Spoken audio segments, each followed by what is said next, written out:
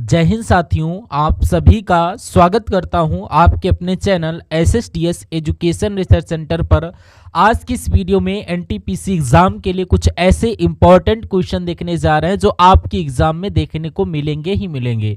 अगर आप जीके के सबसे पहले मैं आपको 40 क्वेश्चन करवाऊंगा। उन 40 क्वेश्चंस को अगर आप देख लेते हैं तो तकरीबन 7 से 8 क्वेश्चन यहाँ पर देखने को मिलेंगे। उसके बाद रीजनिंग के कॉन्सेप्ट करवाऊंगा और मैथ में भी बहुत सारे क्वेश्चंस आपको देखने को मिलेंगे। तो कुल मिला के ये क्लास सबसे खास है, इसलिए बहुत ध्यान से इन सभी सवालों को देखिएगा, क्योंकि इन सवालों में से बहुत सारे सवाल आपको देखने को मिलेंगे।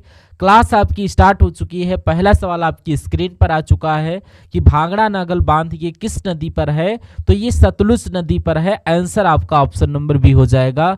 अगला देखिए, कौन सी पंचवर्षीय योजना PC महानलोविस मॉडल पर आधारित थी। मैं कहूँगा दूसरी पंचवर्षीय योजना जो कि आपकी PC महानलोविस पर आधारित थी। अगला देखिए, संविधान की 8वीं अनुसूची में कितनी भाषाओं को आधिकारिक भाषाओं के रूप में मान्यता दी गई है।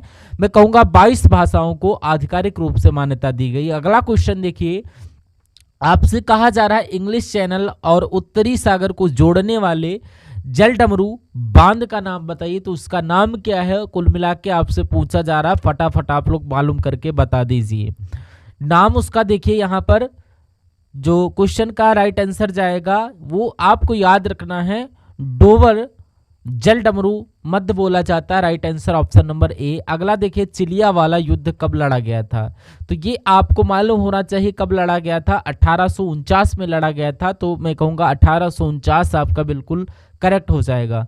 अगला देखिए, सीधी कार्रवाई दिवस यानी कि डायरेक्ट एक्शन में इसकी घोषणा किसके द्वारा की गई थी। तो इसकी घोषणा मोहम्मद अली जिन्ना के द्वारा की गई थी। आंसर आपका ऑप्शन नंबर ए। 1848 और 1856 के बीच भारत के गवर्नर जनरल कौन थे, उनका नाम क्या था। तो उस समय लॉर्ड डलहौजी थे। कौन थे, लॉर्ड डलहौजी थे। नेक्स्ट नंबर का सवाल, लोकतंत्र और विकास के लिए पंचायती राज संस्थाओं की पुनः स्थापना के लिए राजीव गांधी द्वारा 1986 में गठित समिति का नाम क्या था। तो उस समिति का नाम क्या था, LM सिंघवी समिति का नाम था। आंसर आपका ऑप्शन नंबर बी के साथ जाएगा। उसके बाद देखिए यहाँ पर मृदा हेल्थ कार्ड यानी कि सॉइल हेल्थ कार्ड के बारे में क्या सच नहीं है। तो इसके बारे में क्या सच नहीं है आपसे पूछा जा रहा है। तो अगर बात करते हैं साथियों, यहाँ पर हम ये राज्य सरकार द्वारा जो है प्रायोजित योजना है, ये नहीं, ये तो केंद्र सरकार के द्वारा है। उसके अलावा अगर हम लोग बात करें तो ये तो केंद्र सरकार के द्वारा शुरू की गई है, तो सच नहीं है। और ये मिट्टी के पोषक तत्वों पर बुनियादी इनपुट प्रदान करता है, ये बात सही है।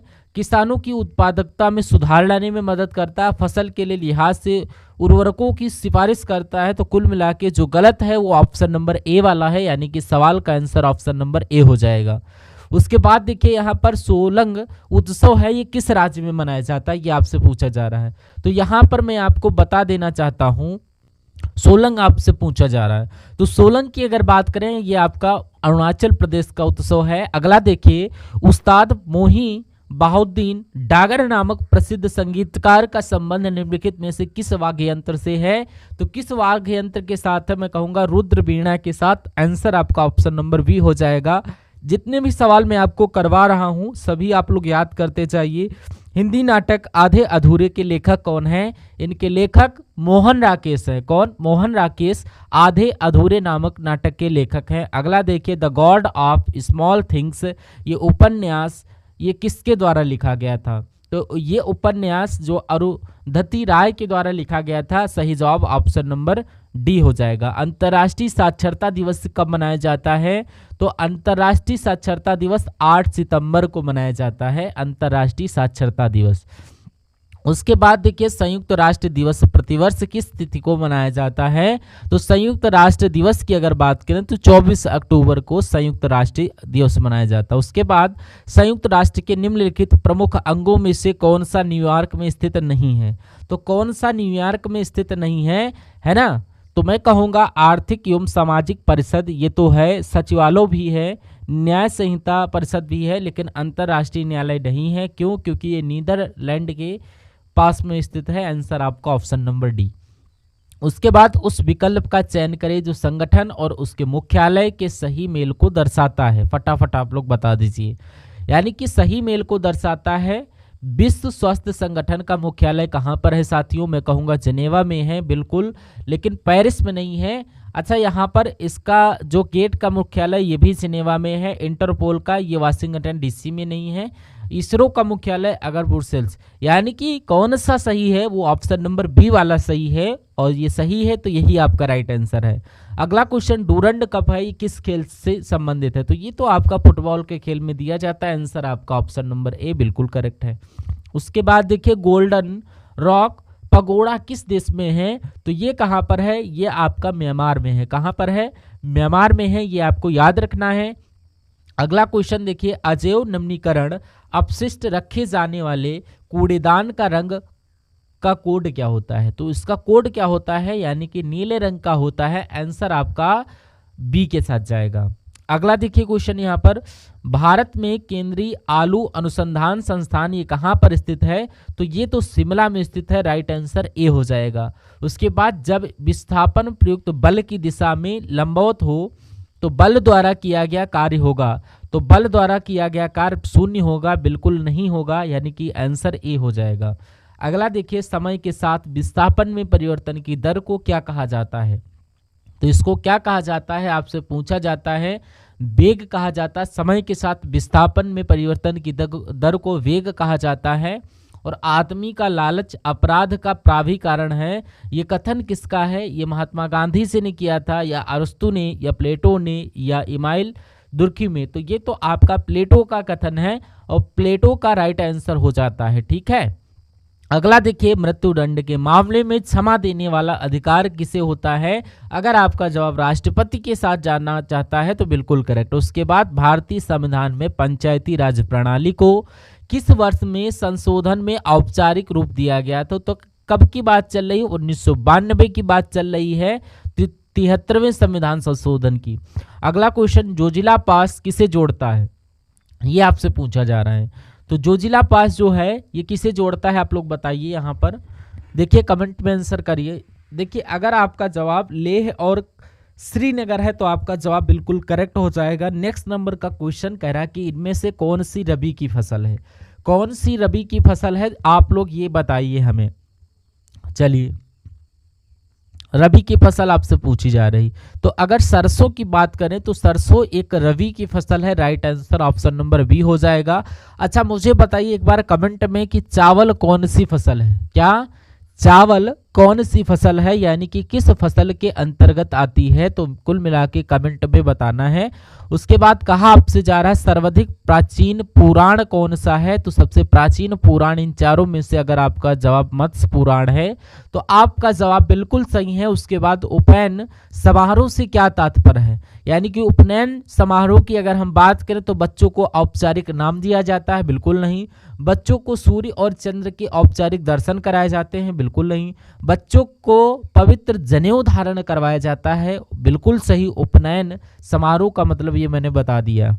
अगला, आरबीआई की रिपोर्ट के अनुसार 2000 रुपए के कितने प्रतिशत नोट वापस आ गए हैं? तो 2025 में इंपॉर्टेंट क्वेश्चन है करंट अफेयर के, तो इन सवालों को आप लोग तैयार कर लीजिए। टोटल 10 सवाल मैं यहाँ पर आपको करंट अफेयर के करवाऊंगा। तो कितने प्रतिशत? 98% के ज्यादा, यानी कि 98.21%, यानी कि ये आपके वापस आ गए। अगला, रेलवे स्टेशन पर सौर ऊर्जा स्थापित करने में कौन सा राज्य शीर्ष पर रहा है? तो कौन सा राज्य शीर्ष पर रहा है? राजस्थान शीर्ष पर रहा है। अगला देखिए, बटालियन क्रिकेट लीग 2025 का आयोजन कहां पर किया गया है? तो लद्दाख में किया गया है। Right answer option number C. अगला देखिए, यहाँ पर कह रहा है कि किस राज्य सरकार ने उत्तर प्रदेश अग्निशमन विभाग को सम्मानित किया है? तो किसकी बात चल रही? मैं कहूंगा गोवा की बात चल रही है। यानी कि गोवा राज्य सरकार ने उत्तर प्रदेश में इस अग्निशमन विभाग को सम्मानित किया है। 47वीं राष्ट्रीय जूनियर बालिका हैंडबॉल चैंपियनशिप जीती है किसने? ये आपका उत्तर प्रदेश राज्य ने जीता है। राइट आंसर ऑप्शन नंबर अगर डी के साथ है तो बिल्कुल करेक्ट है। अगला देखिए, यहाँ पर विकसित भारत युवा संसद 2025 का आयोजन कहाँ पर हुआ है? इसका आयोजन साथियों नई दिल्ली में हुआ है, याद रखिएगा। अगला क्वेश्चन देखिए, कहा जा रहा है कि राष्ट्रमंडल महासचिव बनने वाली पहली अफ्रीकी महिला बनी है कौन? तो इनका नाम है साथियों सरली बोचवे, और सरली बोचवे ही राष्ट्रमंडल महासचिव बनने वाली महिला थी। अगला देखिए, किसने मियामी ओपन 2025 का खिताब जीता है? तो मियामी ओपन 2025 का खिताब किसने जीता है? मैं कहूँगा आरेना सवालेंका ने जीता है। आंसर आपका ऑप्शन नंबर सी हो जाएगा। नेक्स्ट नंबर का सवाल देखिए, कह रहा है किसे चंडीगढ़ डीजीपी का प्रभार सौंपा गया? तो चंडीगढ़ डीजीपी का प्रभार मैं कहूँगा राजकुमार सिंह को चंडीगढ़ के डीजीपी बन चुके हैं। आंसर आपका ऑप्शन नंबर बी हो जाता है। कह रहा कहाँ वर्ष भर चलने वाला हरन लांगपुई स्वच्छता अभियान शुरू हुआ है? ये कहाँ पर शुरू हुआ है आपसे पूछा जा रहा है। आइजोल में शुरू हुआ है, इसलिए right answer option number C हो जाएगा। अच्छा, आइजोल ये किसकी राजधानी है? एक बार आप लोग कमेंट करके बता दीजिए। तो उसके बाद देखिए यहाँ पर अब आपके सामने कौन से सवाल शुरू हो चुके हैं। अब आपके सामने रीजनिंग के क्वेश्चन स्टार्ट हो चुके हैं। तो इन सभी सवालों को देखते जाइए और बता दीजिए आपका जवाब क्या होगा। कह रहा है इसमें कितने आयत हैं? आयत आपसे पूछे जा रहे हैं, यानी कि ये आपका आयत हो जाएगा, एक ये आपका आयत हो जाएगा, और ये दो आयत हो गए। और अगर इन सब को ऐसे करके अगर मिलाएं तो ये तीसरा आयत हो जाएगा। ये 3 आयत हो गए और ये चौथा आयत हो गया, 4 आयत हो गए ना। अब ये 5वां आयत हो जाएगा, यानी कि ऐसे करके 5वां आयत, और ये आपका टोटल मिला के 6ठा आयत। तो कितने आयत? 6 आयत हो गए। अब ये आपका 7वां आयत हो जाएगा। कितना? 7वां हो गया। और ये यहाँ से करेंगे तो ये आपका 8वां आयत हो जाएगा। 8वां आयत ये हो गया, और उसके बाद ये 9वां आयत पूरा वाला 9वां आयत, और उसके बाद 10वां आयत ये पूरा हो जाएगा, यानी कि 10 आयत। 10 आयत ये आपके पूरे, और इस बड़े वाले को जोड़ लो, यानी कि ये 11वां आयत, यानी कि कुल मिला के यहाँ पर 11 आयत हो रहे हैं। और 11 आयत, एक बार इसके आगे कोई नंबर भी नहीं है, तो 11 आयत आपका बिल्कुल करेक्ट आंसर हो जाएगा। अगला क्वेश्चन देखिए यहाँ पर क्या कह रहा है, आपकी स्क्रीन पर बहुत अच्छा क्वेश्चन है। इस सवाल को देखिए और आप मुझे बताइए आपका राइट आंसर क्या हो सकता है, मुझे बताइए। कह रहा है कि यहाँ पर यदि P, S के बाएं से दूसरे स्थान पर बैठा है, समझ में नहीं आया होगा। यदि P S के बाएं से दूसरे स्थान पर बैठा है, यानी कि मान लेते हैं S, मान लेते हैं यहाँ पर बना लेते हैं, तो S के बाएं से दूसरे स्थान पर कौन खड़ा है? P खड़ा है, यानी कि एक को छोड़कर यहाँ पर P बन जाएगा, कोई दिक्कत नहीं है। उसके बाद कह रहा है कि यहाँ पर अगला लाइन बोल रही है कि यहाँ पर QR लेने से कोई फायदा नहीं, S या TS, यानी कि S के ठीक दाएं और कौन खड़ा है? तो S के ठीक दाएं कौन? T खड़ा है। उसके बाद कह रहा है कि S के ना तो ठीक दाएं और ना ही बाईं और ना ही है Q, यानी कि Q यहाँ पर नहीं आएगा, तो मैं कह सकता हूँ Q आपका यहाँ पर आ जाएगा, ठीक है। और बचा कौन? R के ठीक दाएं कौन तीसरे स्थान पर खड़ा हुआ है? R के अगर बात करें R के दाएं और तीसरे स्थान पर खड़ा है Q। R यहाँ पर बनेगा, तो R के तीसरे स्थान पर दाएं क्यों खड़ा हुआ है? तो कुल मिला के हमने यहाँ पर बिठा दिए हैं। तो अब सवाल आपसे पूछा जा रहा है कि R के ठीक दाएं और कौन बैठा है? तो R के ठीक दाएं S है। S कहाँ पर लिखा हुआ है? ऑप्शन नंबर बी में लिखा हुआ है। तो ये आपका बिल्कुल करेक्ट आंसर है। अगला क्वेश्चन आपकी स्क्रीन पर आपसे कहा जा रहा है कि यहाँ पर झांसी रैंक में प्रभास से 12 स्थान आगे है, यानी कि झांसी जो है ये प्रभास से रैंक में जो है 12 स्थान आगे है प्रभा से, और प्रभा आखिरी छात्र से 15वीं रैंक पर, यानी कि आखिरी छात्र मान लेते हैं ये हैं। तो प्रभा जो है ये आखिरी छात्र से जब इस तरफ से इसको देखेंगे तो ये 15वीं रैंक है, यानी कि प्रभा की अगर हम साथियों इधर से काउंट करें तो 15वीं रैंक आती है, यही तो इसका मतलब है। और झांकी रैंक में प्रभा से 12 स्थान आगे है, प्रभा से 12 स्थान आगे है, ठीक है 12 स्थान। चलिए 12 स्थान आगे हैं, तो मैं कहूँगा जब इधर आप जाओगे तो 12 स्थान आगे हैं, यानी कि 12 स्थान इधर आएंगे हैं प्रभा से, ठीक है। कह रहा कोई दिक्कत नहीं। यदि झांसी मेरिट क्रम में चौथे स्थान पर है, यानी कि अगर हम लोग बात करें यहाँ पर, अब ये यहाँ पर इधर कहा गया कि प्रभा से 12 स्थान आगे है, तो उस कक्ष में कितने छात्र हैं? यानी कि यदि झांसी मेरिट क्रम में चौथे स्थान पर, अब इधर से हम अगर बोले 1 2 3 4, यानी कि ये जो यहाँ पर झांसी खड़ी हुई है, कौन यहाँ पर, सॉरी ये कौन से खड़ा है, तो यहाँ पर उस कक्षा में कौन कितने छात्र हैं, यानी कि 1 2 3 तो ये हो गए और 12 ये हो गए प्रभा, और ये आपके 15, यानी कि ये 15 और 15 30 हो गए। तो ये आपका टोटल 30 छात्र, आपका आंसर सी हो जाएगा।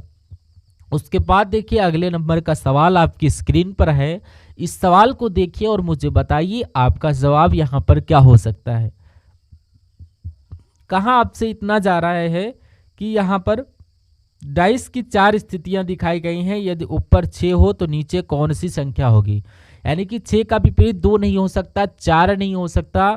अब यहाँ पर अगर बात करें 2 या 4 कहीं और पर दिख रहा है, अगर 2 और 4 कहीं और है तो अगला नंबर होगा वही 6 का विपरीत हो जाएगा। 2 और 4 यहाँ पर दिख नहीं रहा है। तीसरा तरीका ये है, जैसे कि ये 2 यहाँ पर है, 2 यहाँ पर है, 2 के नीचे 2 रख लेते हैं, 2 3 1 लिखा है, 2 3 1 हमने ये लिख दिया, और यहाँ पर 2 4 6, 2 4 6 हमने लिख लिया, यानी कि 3 का विपरीत हो जाएगा 4, 1 का विपरीत 6, यानी कि 6 का विपरीत या 1 हो जाएगा। तो यहाँ पर 6 का विपरीत क्या है, 1 है।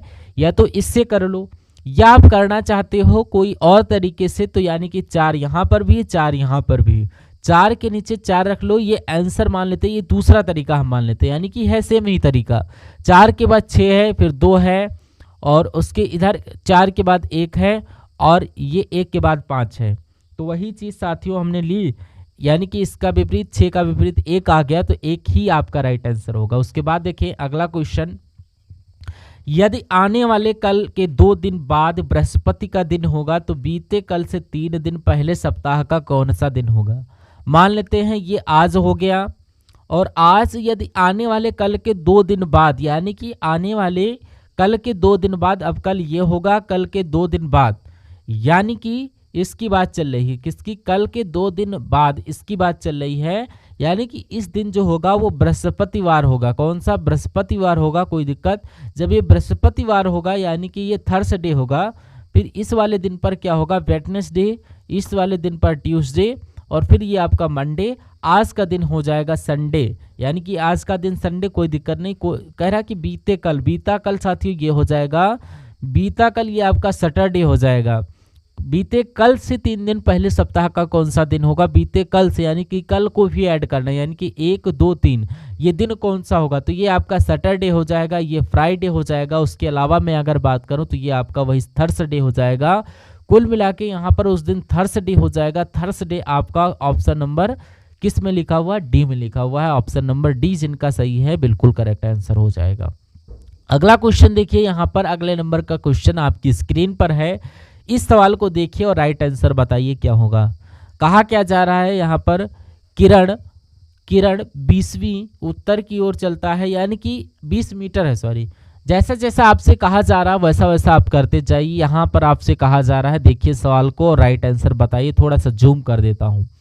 देखिए कहा जा रहा है कि किरण 20 मीटर उत्तर की ओर चलती है, तो किरण 20 मीटर उत्तर की ओर चलता है। डायरेक्शन आपको पता, बाएं का मतलब होता है उल्टा हाथ, यानी कि उल्टे हाथ की तरफ जाना, और दाएं का मतलब होता है सीधा हाथ, यानी कि सीधे हाथ की तरफ जाना है।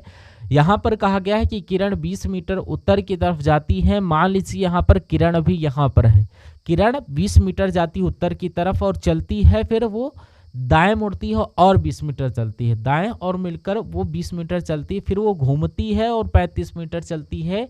35 मीटर की अगर बात करें हम लोग, मान लेते हैं 35 मीटर हमने ये चला दिया। उसके बाद कह रहा है कि यहाँ पर फिर वो बाईं ओर घूमती है और 15 मीटर चलती है, बाईं ओर घूमकर ये 15 मीटर चलती है, और फिर बाईं ओर घूमकर 15 मीटर चलती है, तो ये 15 मीटर चलती है, यानी कि ये यहाँ से यहाँ तक लगभग आएगी। यानी कि एक बार वो फिर बाईं ओर घूमते हुए 15 मीटर चलती है, तो यानी कि वो मेरे हिसाब से यहाँ पर पहुँचेगी, है ना। अब कह रहा है किरण उस स्थान से कितनी दूरी पर है जहां से उसने चलना प्रारंभ किया था, यानी कि आपसे ये दूरी पूछी जा रही है। एक ये दूरी 30 है, तो ये भी दूरी ये 30 है, तो यानी कि 30 मीटर आपने इस क्वेश्चन का राइट आंसर बिल्कुल सही और बिल्कुल सटीक जवाब बताया। उसके बाद अगला क्वेश्चन, अब किरण का मुख किस दिशा की ओर है, तो इस दिशा की ओर है, यानी कि ये दिशा आपकी क्या है, ये दिशा आपकी पश्चिम, यानी कि पश्चिम आपका यहाँ पर कहीं पर लिखा है, बिल्कुल ऑप्शन नंबर बी में लिखा हुआ है। उसके बाद अगला क्वेश्चन देख लेते हैं हम लोग। कह रहा है कि दी गई आकृति में कौन सा अक्षर उन नर्सों को दर्शाता है जो डॉक्टर भी हैं और ये क्या लिखा हुआ है, विशेषज्ञ भी हैं। ठीक है, जो भी लिखा है वो भी मैं आपको बता देता हूँ, यानी कि नर्स भी होना चाहिए, डॉक्टर भी होना चाहिए और विशेषज्ञ भी होना चाहिए। मैं कहूँगा ये ऐसा नंबर जो है ये ऐसा है जो कि डॉक्टर और विशेषज्ञ और नर्स दोनों हैं। सॉरी रुक जाओ। एस की अगर बात करें, एस तो साथियों यहाँ पर विशेषज्ञ और ये नर्स हो जाएगा, लेकिन ये डॉक्टर में आ नहीं रहा, तो मैं ये नहीं कहूँगा, मेरे हिसाब से ये आर होना चाहिए, जो कि आर है ये आपका तीनों में आ रहा है, तो आर आपका बिल्कुल करेक्ट आंसर हो जाएगा। अगला क्वेश्चन देखिए यहाँ पर, एडम जो 20 वर्ष है मेरी से 4 गुना बड़ा है, जब एडम मेरी से 2 गुना बड़ा होगा तो उस समय मेरी की आयु कितनी होगी। यहाँ पर जैसा जैसा कहा जा रहा वैसा वैसा कर लेते हैं। एडम की कितनी उम्र है, 20 वर्ष है यहाँ पर बताई गई है। उसके अलावा मैरी की अगर बात करें तो मैरी की उम्र कितनी है, यानी कि एडम जो 20 वर्ष का है मैरी से 4 गुना बड़ा है, तो मेरी सी जाहिर सी उम्र 5 वर्ष ही तो होगी, क्योंकि एडम 4 गुना बड़ा है, कोई दिक्कत नहीं। उसके बाद यहाँ पर हम लोग अगर बात करें, कह रहा है कि जब एडम मेरी से 2 गुना बड़ा होगा, अगर एडम बात करें, एडम जो है ये मेरी से 2 गुना बड़ा होगा, 2 गुना बड़ा यानी कि मेरी अगर 1 वर्ष की होगी तो एडम 2 वर्ष का होगा, तो उस समय मेरी की आयु कितनी होगी ये आपसे यहाँ पर पूछा जा रहा है। तो मेरी देखिए फिर से देख लेते, जब एडम मेरी से 2 गुना बड़ा होगा यानी कि डबल बड़ा होना चाहिए, तो उस समय मेरी की आयु कितनी हो जाएगी। इस सवाल को हम ऑप्शन की मदद से करें, मान लेते हैं उस समय मेरी की आयु 35 वर्ष होगी, 35 वर्ष होगी, तो ये तो बन ही नहीं पा रहा है। अगर मेरी की उम्र 15 वर्ष हम लोग मान ले, 15 वर्ष अगर मान ले तो 10 वर्ष हम लोग इसमें बढ़ाते हैं, तो 10 वर्ष इसमें अगर बढ़ाएं तो ये 30 वर्ष हो जाएगी, यानी कि 10 वर्ष के बाद एडम की उम्र 30 वर्ष हो जाएगी, 10 वर्ष के बाद मैरी की उम्र 15 वर्ष होगी, जो कि इसकी डबल है। तो 35 में मैं नहीं मान रहा था, लेकिन ऑप्शन नंबर सी बी 15 वर्ष बन गया, तो ऑप्शन नंबर अगला देखते हैं। ठीक है, अगला देखते हैं, वे बहुत बढ़िया, वेरी गुड क्लास। अगला क्वेश्चन आपकी स्क्रीन पर है, कह रहा कि एक मंच पर एक पुरुष को दिखाते हुए रीता ने कहा, यानी कि रीता क्या कह रही है, रीता कह रही है मंच पर एक पुरुष को दिखाते हुए कि वह मेरे पति की पत्नी की पुत्री का भाई है। पति की पत्नी यानी कि अपनी खुद की बात कर रही है, खुद की पुत्री का भाई है, यानी कि वो जो है, फिर से देख लेते हैं, यानी कि मंच पर एक पुरुष को दिखाते हुए रीता कह रही है कि वह मेरी पति की पत्नी यानी कि मेरी पति की पत्नी की पुत्री यानी कि अपनी खुद की पुत्री की बात कर रही है, यानी कि अपनी खुद की अपने पुत्री का भाई है, यानी कि उस पुत्री का जो भाई होगा वो इनका क्या लगेगा, उस पर उपस्थित उस पुरुष का रीता से क्या संबंध है, तो इसका ये बेटा ही तो होगा, यानी कि मंच पर जो होगा वो बेटा होगा। कुल मिला के अगर हम बेटा होगा तो पुत्र यहाँ पर ऑप्शन नंबर ए में लिखा हुआ है, तो यही आपका बिल्कुल करेक्ट जवाब हो जाएगा। उसके बाद देखिए अगला क्वेश्चन कह रहा है कि एक लड़के की ओर इशारा करते हुए, मान लेते ये लड़का हो गया, श्रीमती मीरा ने कहा, क्या कहा कि वह मेरे दादा की इकलौती संतान है, यानी कि मीरा की दादा की इकलौती संतान यानी कि मीरा के पिताजी, यानी कि इनका इकलौता पुत्र, यानी कि मीरा के इकलौता पुत्र, अगर मैं कहूँगा ये भाई बहन नहीं तो होंगे। उस लड़के का मीरा से क्या संबंध, मीरा क्या कहेगी, भाई कहेगी, तो भाई आपका इस क्वेश्चन का बिल्कुल करेक्ट आंसर हो जाएगा। उसके बाद देखिए किसके द्वारा पुरुष लड़के और फुटबॉल के खिलाड़ी प्रदर्शित होते हैं, ये कुल मिला के आपको यहाँ पर बताना है। तो अगर देखिए मान लेते हैं ये पुरुष हो जाएंगे, अच्छा पुरुष के अंदर ही तो लड़के होंगे, तो ये लड़के हो जाएंगे। अब फुटबॉल के खिलाड़ी, यानी कि मान लेते हैं कुछ लड़के फुटबॉल के खिलाड़ी हैं और कुछ लड़कियां फुटबॉल की खिलाड़ी होंगी, तो कुछ ऐसे आरेख बन जाएगा। ऐसा कहाँ पर बना हुआ है, ऑप्शन नंबर ए में बना हुआ है। उसके बाद अगला क्वेश्चन डायरेक्शन वाला क्वेश्चन आपकी स्क्रीन पर है, देखिए इस सवाल को देखिए और आप मुझे बताइए आपका जवाब यहाँ पर क्या होगा। कहा जा रहा है कि रामदेव अपने घर से दक्षिण की ओर 40 मीटर चलता है, कोई दिक्कत नहीं है। ठीक है, जैसा जैसा क्वेश्चन कह रहा है वैसे वैसे हम लोग करते जाएंगे साथियों। यहाँ पर मान लेते हैं अभी भी यहाँ पर 40 किलोमीटर चलता है दक्षिण की तरफ, और उसके बाद बाएं मुड़कर 10 मीटर चलता है, बाएं मुड़कर 10 मीटर चलता है। उसके बाद उत्तर की ओर मुड़कर 20 मीटर चलता है, तो उत्तर की ओर 20 चला दिया। और फिर अपने घर की ओर चलता है, यानी कि अपने घर की ओर चलता, घर तो ये था, यानी कि अब वो यहाँ से यहाँ चलने लगता है, तो वह किस दिशा में चल रहा है। यानी कि ये दिशा अगर पूछा जाए तो ये दिशा आपको मालूम होना चाहिए और ये दिशा मालूम होना चाहिए। ये दिशा उत्तर और ये दिशा पश्चिम, यानी कि उत्तर पश्चिम हो जाएगी। उत्तर पश्चिम ये आपका कहाँ पर लिखा हुआ, ऑप्शन नंबर ए में लिखा हुआ है। अगला क्वेश्चन आपकी स्क्रीन पर, इस सवाल को देखिए और बताइए राइट आंसर क्या होगा। यानी कि यहाँ पर अमित पूर्व दिशा में 15 किलोमीटर गया, तो यहाँ पर भी वैसे ही करेंगे। पूर्व की दिशा में 15 किलोमीटर गया, मान लेते हैं अभी यहाँ पर है 15 किलोमीटर चला है पूर्व की दिशा में, बाएं मुड़कर 5 किलोमीटर चलता है। ठीक है, चलेगा तो यहाँ पर आ जाएगा।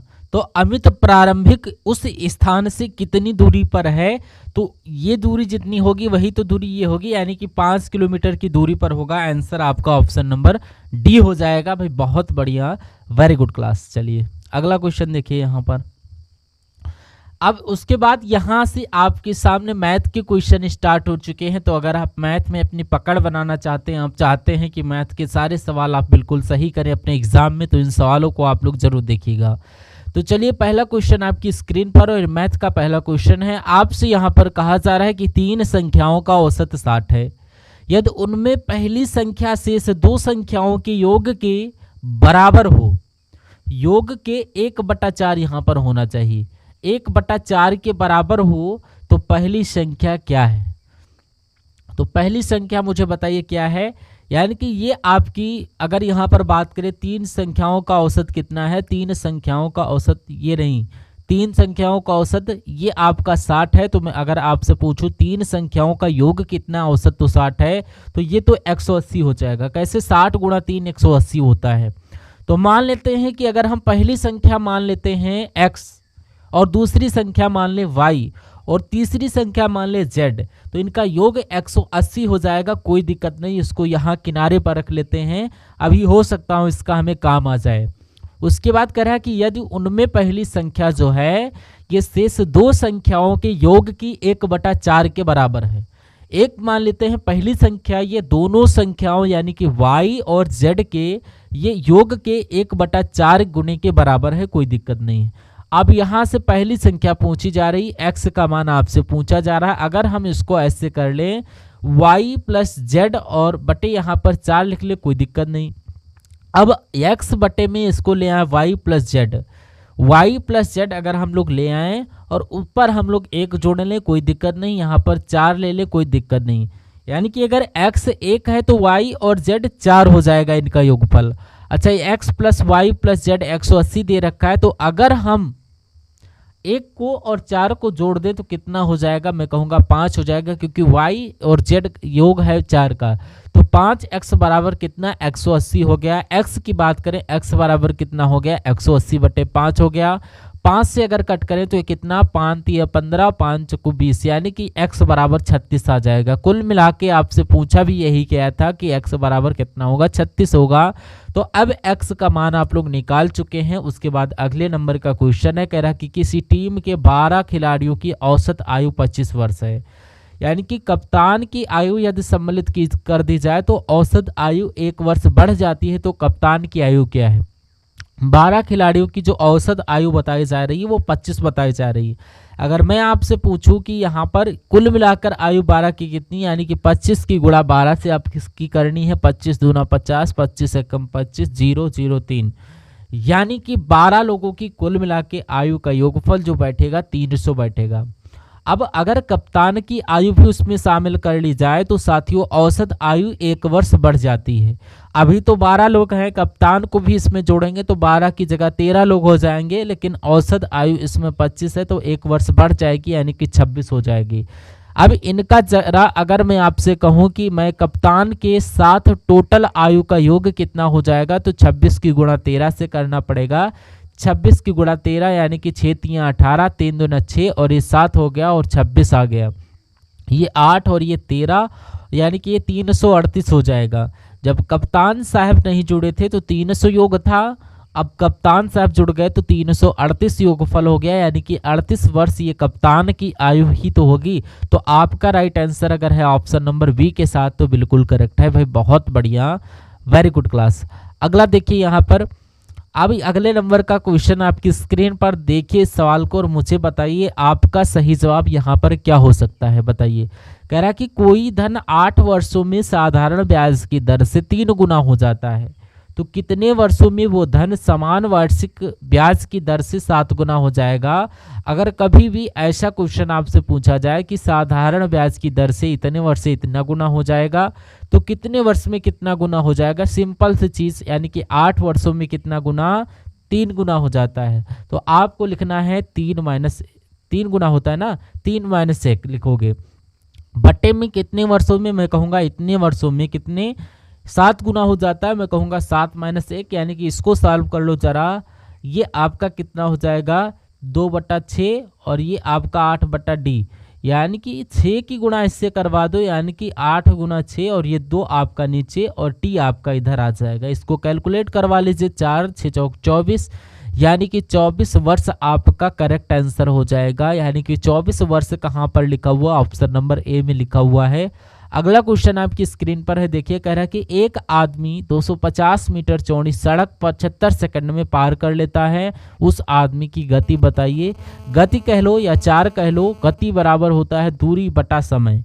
दूरी बटा समय होता है, तो दूरी कितनी है 250 मीटर और समय कितना है 75 सेकंड। तो आपको चाल जो निकालनी है वो किलोमीटर प्रति घंटा में निकालनी है। तो कभी भी कोई चाल हो मीटर प्रति सेकंड में हो और किलोमीटर प्रति घंटे में उसको तब्दील करना हो, तो मैं कह सकता हूँ उसको 18/5 से गुणा कर दो। और अगर किलोमीटर प्रति घंटे से मीटर प्रति घंटे यानी कि इसमें बदलना हो तो 5/18 से गुणा कर लो। तो इसको आप कैलकुलेट कर लीजिए, 5 से कट करोगे 50 आएगा और 5 से कट करोगे तो 15 आ जाएगा और यहाँ पर 10 आ जाएगा। फिर से कट करेंगे 3 आएगा, 5 × 3 = 15 और 5 × 2 = 10, यानी कि 18 × 2 = 36/3 यहाँ पर आएगा।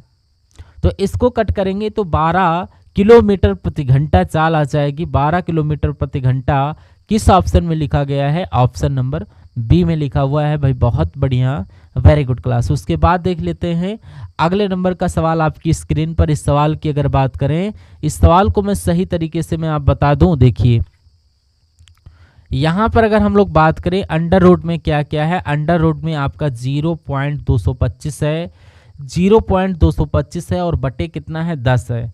उसके बाद गुणा लगा हुआ है, फिर अंडर रूट लगा हुआ, फिर आपका 0.28 है और बटे में कितना है 490, कितना है 490। तो आपसे पूछा जा रहा है इसको जब आप कैलकुलेट करोगे तो आपका मान कितना आ जाएगा। आप सभी लोग जानते हैं कि साथियों जब पॉइंट हटाया जाता है तो यहाँ पर 0 आ जाता है। तो अगर हम इसको हटा दें इस पॉइंट को तो 3 नंबर के बाद पॉइंट जो था ये 3 0 आ जाएगा। अच्छा, यहाँ से भी जब पॉइंट हटाएंगे तो 3 0 यहाँ पर आ जाएंगे। अब आपको एक चीज़ मैं आपको बता देता हूँ, 25 लिखा अंडर रूट में तो ये किसी ना किसी संख्या का स्क्वायर होगा। किस संख्या का, तो ये 5 का स्क्वायर है। 5 अंडर रूट से बाहर संख्या आ जाती है, उसी प्रकार ये किसका स्क्वायर है 225, यानी कि ये 15 का स्क्वायर है तो अंडर रूट से 15 बाहर आ जाएगा। ये 10,000 किसका स्क्वायर है 100 का स्क्वायर है तो 100 बाहर आ जाएगा। 289 17 का स्क्वायर है तो 17 बाहर आ जाएगा। और ये क्या है, ये यहाँ पर अगर हम लोग बात करें 700 का स्क्वायर है, पता कैसे 49, तो ये 7 का स्क्वायर है, लेकिन मैं आपको बता देता हूँ 49। और अगर हम यहाँ पर बात करें 700 × 700, 4 0 लगे हुए हैं, 7 7 49 और ये 4 0 लग जाएंगे तो 700 का स्कोर हो जाएगा, 700 बाहर आ जाएगा। इसको आपको कैलकुलेट कर लेना और आपका आंसर बहुत ईजिली आ जाएगा। अगर हम लोग इसको फिर से कट करें, आप 5 से अगर कट करें 5 या 15 और ये आपका यहाँ पर 20, 700 दूना कितना हो जाएगा, मैं कहूँगा 1400 हो जाएगा और एक 0 बढ़ जाएगा यहाँ पर, यानी कि 20 की गुणा 400 700 यानी कि 17 × 51, यानी कि देखिए क्या आंसर आ रहा है 51/14,000। बिल्कुल ये आपका यही आपका आंसर हो जाएगा। ठीक है, अगला देखते हैं अगले नंबर का सवाल आपकी स्क्रीन पर। देखिए यहाँ पर अगला सवाल आपकी स्क्रीन पर आपसे कहा जा रहा है कि मोहन की आयु आपके पिता की आयु की आधी है। जैसे जैसे कहा जा रहा है वैसे वैसे करते जाते हैं। मोहन की आयु अपने पिता की आयु से आधी है। 15 वर्ष के बाद मोहन अपने पिता की आयु का 1/3 आयु का था। 5 वर्ष बाद मोहन की आयु कितने वर्ष हो जाएगी? इन सवालों को आप ऑप्शन की मदद से करेंगे तो इजी हो जाएगा। 5 वर्ष बाद मोहन की आयु कितनी वर्ष हो जाएगी? अगर इनको हम ऑप्शन की वजह से करें तो मान लेते हैं नीचे से चले, तो मान लीजिए 5 वर्ष बाद मोहन की आयु 30 वर्ष हो जाएगी। तो मोहन की आयु अभी कितनी वर्ष होगी? अभी 25 वर्ष हो जाएगी। और यहाँ पर कहा जा रहा है कि मोहन की आयु अपने पिता की आयु से आधी है। तो मोहन के पिता, जब मोहन 25 वर्ष का है, इनकी डबल आयु है तो 50 वर्ष हो जाएगी। अब उसके बाद देखते हैं 15 वर्ष पहले मोहन 15 वर्ष पहले मोहन कितने साल का होगा? 10 वर्ष का होगा। 15 वर्ष पहले अपने मोहन पिता की आयु का 1/3 था, यानी कि अपनी 15 वर्ष इसमें माइनस किया, 15 वर्ष इसमें माइनस कीजिए तो 35 वर्ष हो जाएगा। अब मुझे ये बताइए क्या 15 वर्ष पहले यानी कि 10 वर्ष का जब था तो ये क्या 1/3 हिस्सा, यानी कि 1/3 नहीं होगा, 1/3 जब होगा जब ये 30 हो जाएगा। तो ये आंसर हमारा नहीं हो सकता, ये लॉजिक फेल हो जाएगा। अब ऑप्शन नंबर सी को हम लोग यहाँ पर करने की कोशिश करेंगे। इसको देखते हैं, 5 वर्ष बाद मोहन की कितने वर्ष का होगा? मान लेते हैं 5 वर्ष बाद मोहन 35 वर्ष का होगा। तो मोहन की आयु अभी कितनी होगी? अभी 30 वर्ष होगी। तो इनके पिताजी की आयु कितनी हो जाएगी? पिताजी की आयु इनसे डबल है तो पिताजी की उम्र इनकी 60 वर्ष होगी। तो 15 वर्ष पहले मोहन की आयु, यानी कि 15 वर्ष पहले मोहन की आयु 15 वर्ष होगी। 15 वर्ष पहले मोहन अपने पिता की आयु का 1/3 था, तो इनमें भी 15 घटाओ, यानी कि क्या ये 1/3 है? बिल्कुल, 15 तिया 45, यानी कि ये तिहाई है, यानी कि यही आपका राइट आंसर हो जाएगा। भाई बहुत बढ़िया, वेरी गुड क्लास। उसके बाद अगला सवाल आपकी स्क्रीन पर है, देखिए यहाँ पर कह रहा है कि ए और बी की कार्यक्षमता का अनुपात 4:5 है। ए और बी की अगर कार्यक्षमता की बात करें तो 4:5 निकल कर आता है, 4:5, कोई दिक्कत नहीं है। अगला देखते हैं यहाँ पर। उसके बाद अगली बार में यहाँ पर क्या कहा जा रहा है कि यदि ये अकेले किसी कार्य को, यानी कि अगर क्षमता की बात करें तो क्षमता 4:5 है, तो इनके दिनों का अनुपात क्या हो जाएगा? 5:4 हो जाएगा।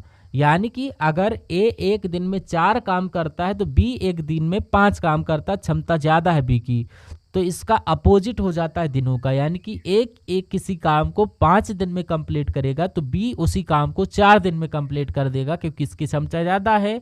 अब कह रहा है ए अकेले किसी काम को 15 दिन में करता है, मैं कह रहा हूँ कि 5 दिन में कर रहा है, यानी कि गुणा 3 से करवाई गई है। तो बी अकेली उसी काम को कितने दिन में करेगा? जब इसकी गुणा